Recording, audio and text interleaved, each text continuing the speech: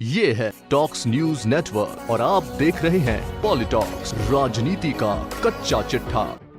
बिहार के वैशाली में गृह मंत्री अमित शाह की रैली में दिए बयान, नीतीश कुमार के नेतृत्व में ही लड़ा जाएगा चुनाव के बाद लग रहा था कि अब जदयू और बीजेपी के बीच सब कुछ ठीक होने लगा है, लेकिन लगता है कि प्रशांत किशोर सीएए को लेकर अपने विरोधी रवैये पर कायम हैं। नागरिकता संशोधन कानून और एनआरसी के खिलाफ लगातार आवाज उठाने वाले जदयू नेता प्रशांत किशोर ने गृह मंत्री अमित शाह को इसे लागू करने की चुनौती दी है।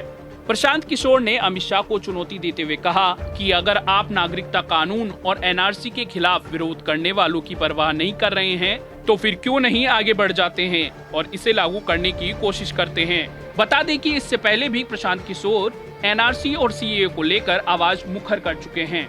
बुधवार को ट्वीट करते हुए पीके ने लिखा, नागरिकों की असहमति को खारिज करना किसी भी सरकार की ताकत का संकेत नहीं हो सकता। अमित शाह, अगर आप सीएए और एनआरसी का विरोध करने वालों की परवाह नहीं करते हैं तो आगे बढ़िए और उस क्रोनोलॉजी में सीएए और एनआरसी को लागू करिए जो आपने राष्ट्र के लिए इतनी बड़ी घोषणा की है। पीके के ट्वीट से ये स्पष्ट है कि वो क्या कहना चाह रहे हैं। दरअसल मंगलवार को गृह मंत्री अमित शाह ने सीएए के समर्थन में उत्तर प्रदेश की राजधानी लखनऊ में रैली की थी। यहाँ उन्होंने कहा था कि जिसको विरोध करना है करे, मैं डंके की चोट पर कहता हूँ सीएए कानून वापस नहीं होगा। जबकि प्रशांत किशोर शुरू से सीएए के विरोध में रहे हैं। जदयू ने जब लोकसभा में सीएए के प्रस्ताव का समर्थन किया था, तब भी प्रशांत किशोर ने विरोध करते हुए अपने इस्तीफे की पेशकश कर दी थी। हालांकि नीतीश कुमार और अन्य नेताओं के समझाने पर उन्होंने जदयू के उपाध्यक्ष पद से इस्तीफा नहीं दिया, लेकिन अपने तीखे तेवर कम भी नहीं किए। हाल ही में बिहार के बीजेपी नेता एवं पूर्व मंत्री संजय पासवान ने भी नीतीश कुमार को थका हुआ चेहरा बताते हुए अकेले ही चुनाव जीतने की बात कही थी।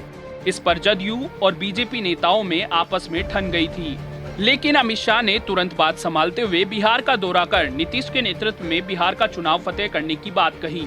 इस मौके पर गृह मंत्री ने नीतीश और उनके पार्टी के विरोधाभास वाले बिंदुओं पर जुबान तक नहीं खोली।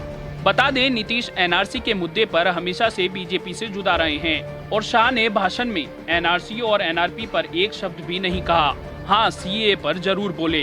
अब बिहार चुनाव एनडीए के बैनर तले लड़ने की बात कंफर्म हो चुकी है। इस बीच पीके फिर से दोनों पार्टियों के बीच आ गए हैं। नीतीश और केंद्र सरकार सीएए के समर्थन में है, जबकि प्रशांत किशोर विरोध में। अमित शाह को सीधी चुनौती देकर वे जदयू और बीजेपी गठबंधन के बीच आ रहे हैं। पीके जदयू के उपाध्यक्ष भी हैं। ऐसे में नीतीश कुमार पर भी पूरा दबाव है कि इस मुद्दे पर कोई स्टैंड ले और वो भी जल्दी। गौरतलब है कि पीके की कंपनी आईपैक इस समय दिल्ली में आम आदमी पार्टी और सीएम अरविंद केजरीवाल के चुनावी प्रचार और उनकी रणनीति पर काम कर रही है। वहीं बंगाल की मुख्यमंत्री ममता बनर्जी ने भी उनकी कंपनी को आगामी चुनाव के लिए हायर किया है। ये दोनों ही राज्य सीएए के विरोध में हैं और खुद पीके भी। ऐसे में उनकी सोच जदयू से मैच नहीं खा पा रही है।